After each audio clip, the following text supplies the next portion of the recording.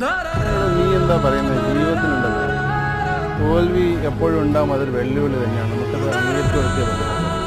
ഇപ്പോൾ തോറ്റുപോയി എന്ന് പറഞ്ഞിട്ട് നമുക്ക് അത് സമ്മതിക്കാതിരിക്കാൻ പറ്റില്ല. സമ്മതിച്ച് കൊടുക്കണം, എല്ലാവർക്കും സമ്മതിച്ച് കൊടുക്കണം.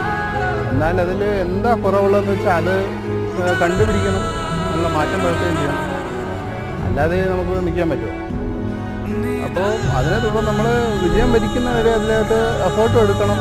നമുക്കത് സുഖവും ഉറക്കവും നമുക്ക് ത്യജിക്കേണ്ടി വന്നാലും ശരി, അത് നമുക്ക് ചെയ്തേ പറ്റുള്ളൂ. അല്ലാതെ നമുക്ക് വേറെ രക്ഷയൊന്നുമില്ല. സംഘർഷങ്ങളുണ്ടാവും. സംഘർഷങ്ങളുടെ കളിക്കളം വിട്ട് ഓടിപ്പോകേണ്ട ആവശ്യമൊന്നുമില്ല. എന്തായാലും നമ്മളങ്ങനെ പറയുന്നില്ലേ, പ്രയത്നിക്കുന്നവർക്ക് എന്താ പറയുന്നത്, വിജയപ്രാപ്തി കിട്ടും. എന്തായാലും ശ്രമിക്കുന്നവർക്ക് തോൽവിയുടെ മടങ്ങേണ്ടി വരാറില്ല. അല്ലേ? ശരിയല്ലേ? ശ്രമിക്കുന്നവർക്ക് തോൽവിയോടെ മടങ്ങേണ്ടി വരാറില്ല. നീ അത്